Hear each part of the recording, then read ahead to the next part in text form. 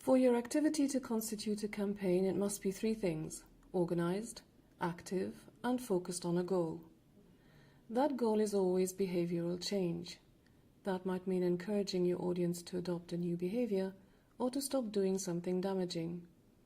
It might also mean preventing your audience from adopting a negative or harmful behavior.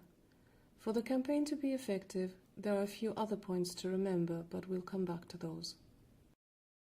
One reason to campaign online is that this is where you are likely to find your target audience. Young people are online, and in particular on social media. Take YouTube, for example. It's the second largest social media platform in the world, and it's where many go when they're first interested in extremist content.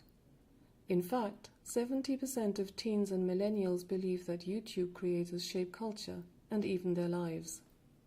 Campaigning online also gives you an opportunity to interact with your audience rather than simply send out information. This two-way communication is more engaging than linear communication. The online sphere also enables you to build up a network and to ensure your messenger or messengers' voices are heard. It is also online that echo chambers take shape, so you need to be online to be in with a chance of penetrating these echo chambers and influencing those within them. You might want to run part of your campaign offline.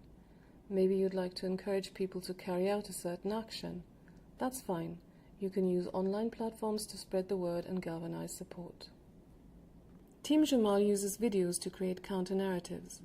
Here a team member explains how they mix on and offline work.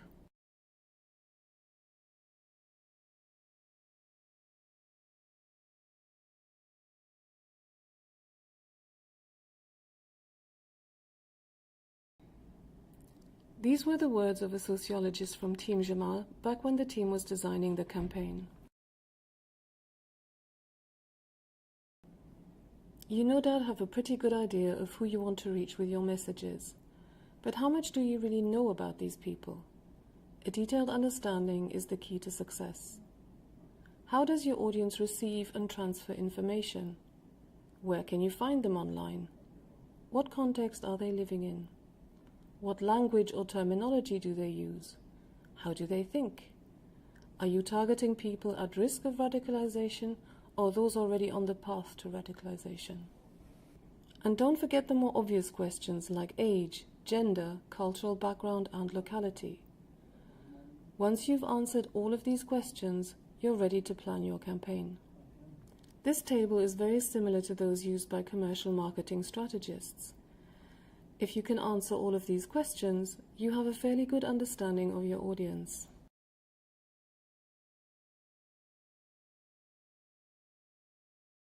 For Zagi Zilberschatz, knowing the audience means putting himself in the shoes of his audience. Not in God's Name creates videos showing the path of professional Muslim athletes who are now champions in their fields.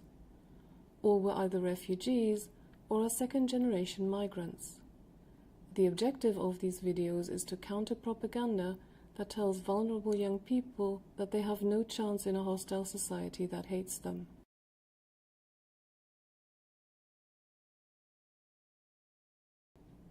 The first thing to think about is which platforms your target audience is using.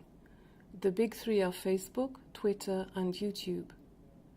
Twitter is like a news channel. If you use Twitter, you need to post often. Facebook creates a community base, which is important if you would like to encourage dialogue. YouTube is the second largest social media platform in the world. You may also want to consider Snapchat, Instagram, Reddit, or others. Think about the gaps, opportunities, and threats that are specific to each.